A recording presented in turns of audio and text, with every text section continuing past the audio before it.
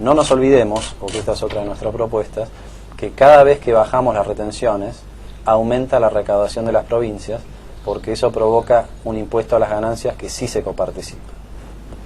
Bien, Cris Romero le pregunta lo siguiente: ¿cree que hay un acuerdo entre el kirchnerismo y el PJ disidente para después de las elecciones? ¿Implica esto que se cederá en cuestiones como la derogación de los superpoderes? Yo lo que creo es que históricamente el PJ ha dirimido sus internas a través de elecciones abiertas, elecciones generales. Creo que si en su momento Francisco Narváez hubiera competido por la presidencia del PJ, como lo insinuó unos días antes de que Kirchner fuera ungido presidente del PJ, entonces hoy no estaríamos teniendo los coletazos y las consecuencias de esa interna entre PJ1, PJ2 y demás. Por lo tanto, sí, yo creo que a mí me preocupa que gente de la lista del PJ disidente, de Narváez y del pro-peronismo, después de las elecciones, negocien con Kirchner una salida que los vuelva a ver juntos como siempre. Y esto no es una especulación mía. Esto ya lo ha dicho Francisco de Narváez la semana pasada en Clarín, lo dijo en estos últimos días Scioli, hay que unificar el PJ. Por lo tanto, esta vuelta, la única diferencia con otras experiencias del pasado es que lo están reconociendo antes de las elecciones y no después. Fede le dice lo siguiente, le pregunta: ¿no cree que se equivocaron en la estrategia de campaña apuntando a un voto de centro derecha y no a uno progresista, que fue el que siempre acompañó a Ari y a la coalición cívica? Perdón. A ver, yo no creo que hayamos apuntado a un voto de derecha, pero bueno, si nos equivocamos o no en la campaña lo vamos a ver el 28 de junio. Ustedes saben, la única encuesta que vale es la del 28 de junio, y hasta entonces no sabremos si la campaña fue efectiva desde el punto de vista de la recolección de votos o no. Nosotros estamos absolutamente convencidos de que la campaña fue genuina a lo que creemos, una campaña en la que la piedra angular de lo que estamos proponiendo en materia económica es una asignación familiar universal que eliminaría la indigencia en menos de un año y que empezaría a sentar las bases de un sistema tributario, de un sistema de gasto social verdaderamente progresivo, ¿no? Nosotros tenemos propuestas para aumentar las retenciones, tenemos propuestas para gravar la renta financiera, dije aumentar las jubilaciones, no las retenciones. Tenemos una propuesta para gravar la renta financiera, tenemos una propuesta para bajar IVA, que es el impuesto más regresivo.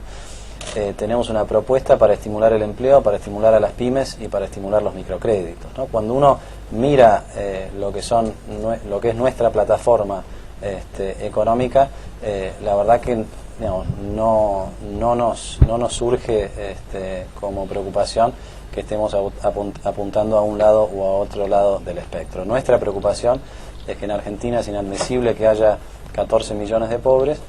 Tenemos que trabajar todos en la dirección de derrotar la pobreza en Argentina. Está demostrado que en los últimos 30 años los pobres estuvieron rehenes del clientelismo. Los tenemos que sacar de esa esclavitud, los tenemos que sacar de la pobreza, y para eso hay que trabajar desde los máximos niveles del Estado. Joaco quiere saber qué va a pasar con el dólar después del 28. ¿Cuál es el techo que usted admite como máximo? Y Joaco, la verdad que yo no tengo elementos. Me parece que hoy el tipo de cambio es una variable que está totalmente controlada por el gobierno nacional. No digo que esto esté bien, pero es como efectivamente ocurre y como sucede. Y por lo tanto lo que hay que ver es, después de las elecciones, qué es lo que más le conviene al gobierno en función de sus objetivos, ¿no? Sí dije hace un rato, y lo vuelvo a repetir ahora, creo que en este nivel el tipo de cambio está retrasado, no es el nivel competitivo que teníamos, por ejemplo, cuando yo estaba al frente del Banco Central y cuando la inflación era tan baja que no había inflación en dólares o no había inflación de costos. Guest quiere saber cómo se imagina el Congreso desde el 29 de junio al 10 de diciembre y concretamente le pregunta si el oficialismo se comportará de acuerdo a los resultados de la elección o si el gobierno gobernará, valga la redundancia, por decreto. Bueno, ahí se abre, es una pregunta crucial esta, porque se abre una ventana de incertidumbre institucional entre el 29 de junio y el 10 de diciembre, donde va a ser muy importante las conductas personales e individuales, tanto en el oficialismo como en la oposición. Creo que nosotros, como espacio opositor, tenemos una responsabilidad muy grande de trabajar para que esta transición del 29 de junio al 10 de diciembre se haga en paz, para que podamos ir acordando con otros espacios políticos una serie de puntos, una agenda parlamentaria de políticas de Estado que esté pronta para ser votada en los primeros días de diciembre, si hay sesiones extraordinarias, y si no, va a haber que esperar hasta marzo. La duda que nos queda es cuál va a ser el movimiento dentro del PJ después de las elecciones en función de los resultados. Ahí puede haber muchos pases de diputados de un lado al otro que le permitan al gobierno sesionar cómodamente hasta el 10 de diciembre. Y en ese lugar tenemos muchísimas preocupaciones, porque así como el gobierno no le prestó atención a la pérdida de credibilidad y de popularidad que sufrió a partir del conflicto con el campo, recordarán ustedes que aún en ese marco, solamente por tener las bancas, fue aprobando una serie de cuestiones. Es posible que esto suceda entre el 29 de junio y el 10 de diciembre. No hay muchos elementos para frenarlo, más que trabajar conjuntamente desde la oposición, trasladando nuestras propuestas a la opinión pública, y para equilibrar de esa manera lo que puede estar ocurriendo en un Congreso que va a tener menos legitimidad.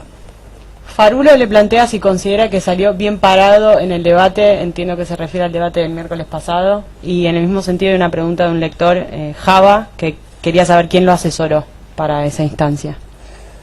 No, yo no tengo un equipo de amigos que me acompañan en los contenidos y en el trabajo de campaña.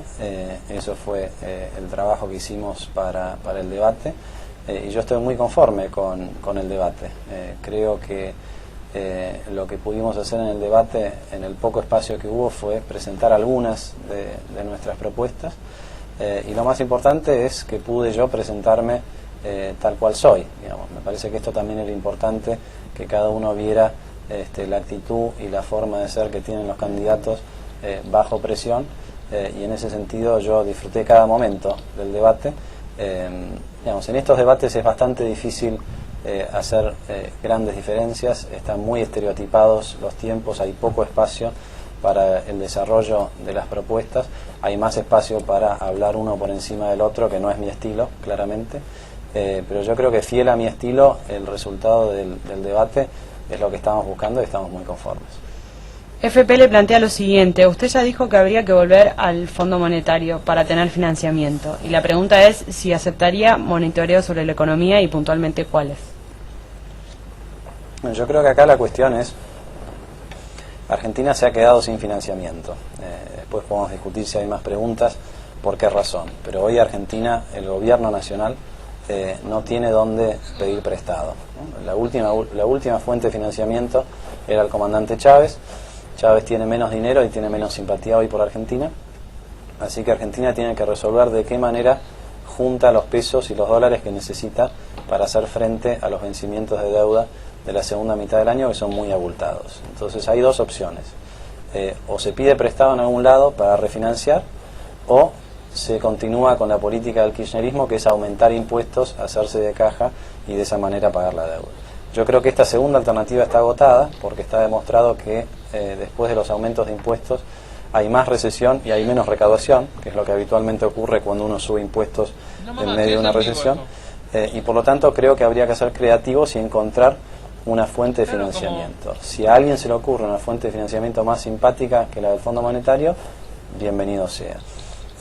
Si hubiera que ir al fondo, yo creo que la cuestión es relativamente sencilla. Primero, el fondo no es el mismo que el de los 90 o el de los 80. Le sobra plata y le faltan condicionantes. Quien maneja el fondo hoy es un socialista francés que tiene un buen sentido de lo social, una buena sensibilidad social, que ha estado dispuesta a prestarle dinero a una serie de países, que se ha quejado porque en el mundo los países no bajan más los impuestos y no aumentan más el gasto, y que en el caso de Argentina, digamos, yo creo que los condicionamientos serían las cosas que de todos modos hay que hacer. Por ejemplo, ¿por qué este gobierno no puede ir al Fondo Monetario? Porque no puede explicarle lo que hizo con el INDEC.